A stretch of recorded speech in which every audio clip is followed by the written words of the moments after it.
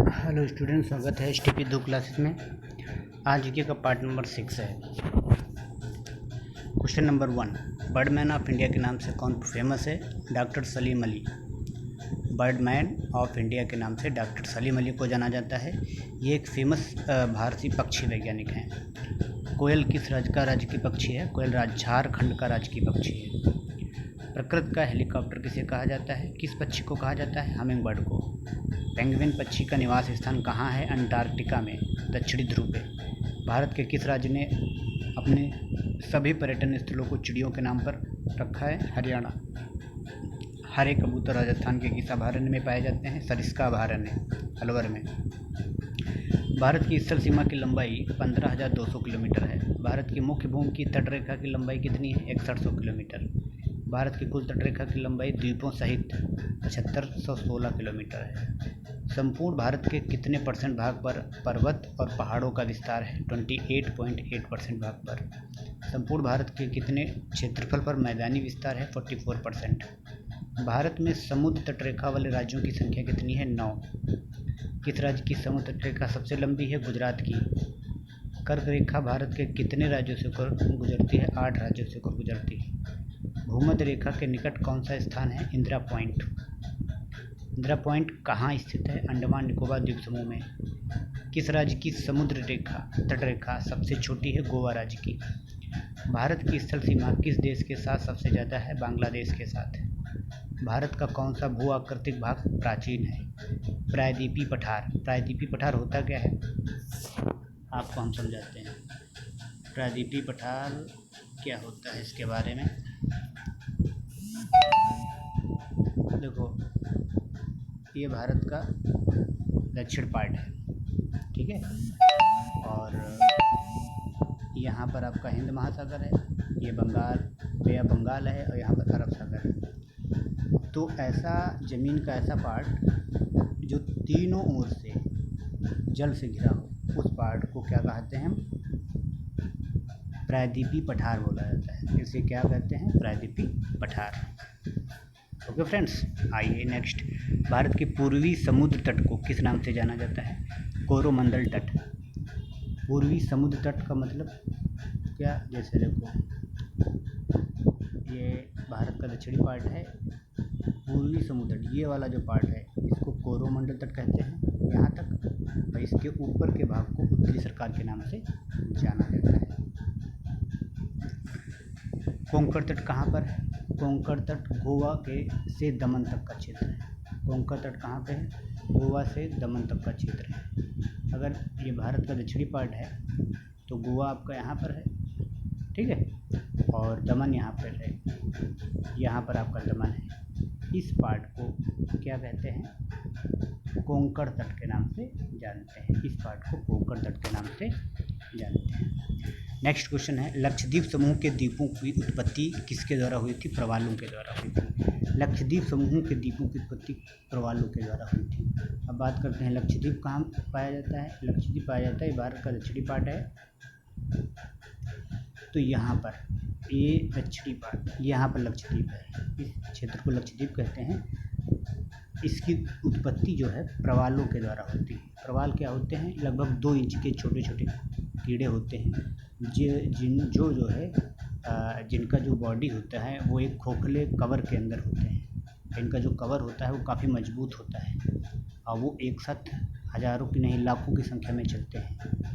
उन्हीं को प्रवाल कहा जाता है, और इन्हीं के द्वारा ये लक्षद्वीप का निर्माण हुआ है। न्यूमोर द्वीप कहाँ पर है? अंडमान सागर में है। कौन सा द्वीप भारत और श्रीलंका के बीच में है? रामेश्वरम द्वीप भारत और श्रीलंका के बीच में है। अगर हम बात करें एलईडी के लिए विस्तार, एलईडी का पूरा नाम क्या है?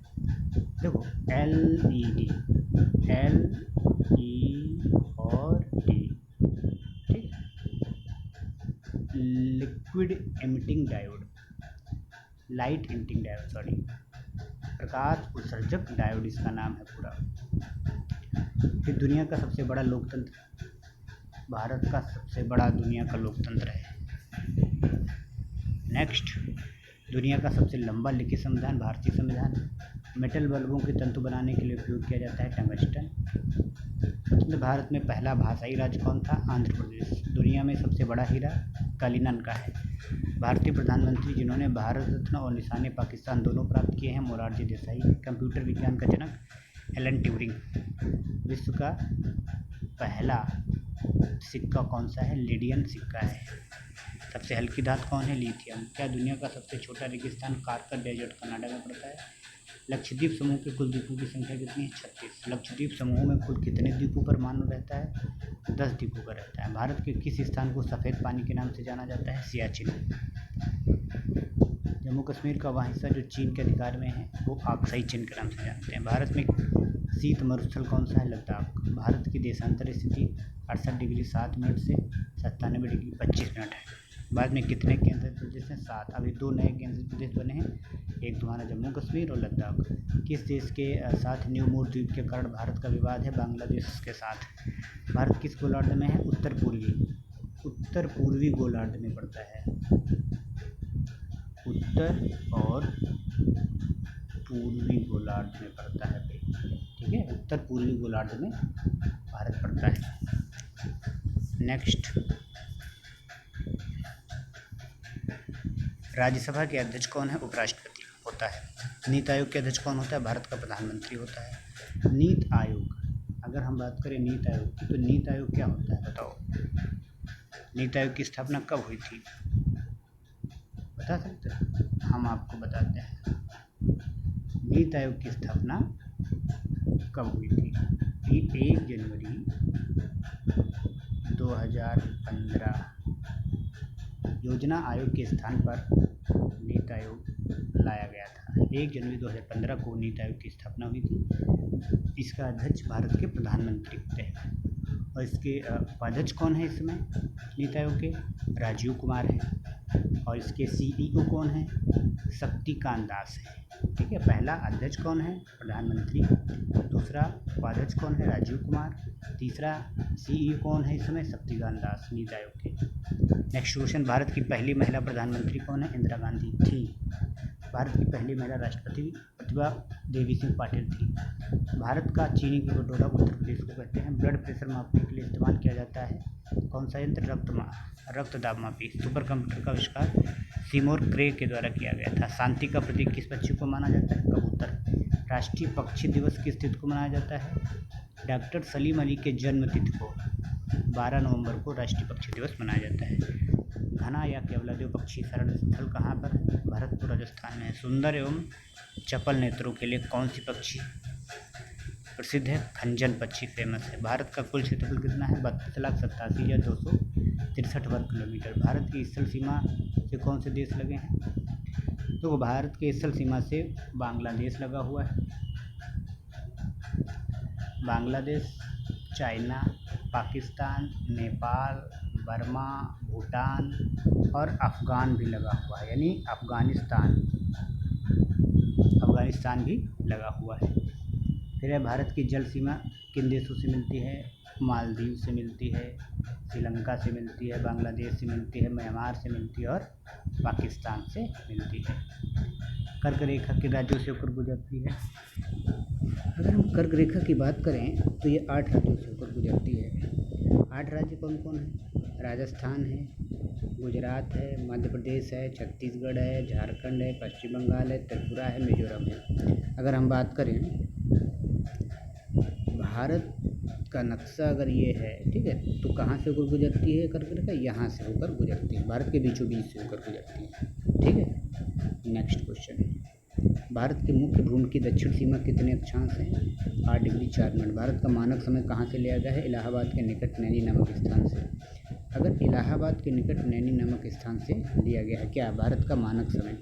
और भारत का मानक समय कितने राज्यों से होकर जाती है रेखा? अगर हम भारत के नक्शे की बात करें, ठीक है, तो भारत की मानक समय क्या लिखा है? भारत का मानक समय कहाँ से लिया गया है? इलाहाबाद के निकट नैनी नामक स्थान से। ये 5 राज्यों से होकर गुजरती है लाइन। 5 राज्य कौन कौन से हैं? मौका याद रखो, MOUCA, मौका। M माने मध्य प्रदेश, O माने उड़ीसा, यू माने उत्तर प्रदेश, सी माने छत्तीसगढ़, ए माने आंध्र प्रदेश। ये 5 राज्यों से होकर ये मानक समय रेखा जाती है। नेक्स्ट है, भारत के मानक समय और ग्रीनिच समय कितना अंतर है? 5.5 घंटे का। भूमध्य रेखा से भारत के दक्षिणी छोर की दूरी कितनी है? भूमध्य रेखा से भारत के 876 किलोमीटर दूरी है। भूमध्य रेखा से भारत के दक्षिण छोर की दूरी कितनी है? 876 किलोमीटर। देखो हम आपको बताते हैं, ये हमारी पृथ्वी है, ये है भूमध्य रेखा जो बीचों बीच से होकर जाती है, और हमारा प्यारा भारत कहाँ पर स्थित है? यहाँ पर स्थित है। ठीक, तो ये जो पॉइंट है, ये वाला पॉइंट है, यहाँ से, और ये भूमध्य रेखा की जो दूरी है यहाँ तक, ये 876 किलोमीटर है। ओके फ्रेंड्स, ठीक है, आप इसको बार बार रिवाइज करें और लर्न करें। Thank you.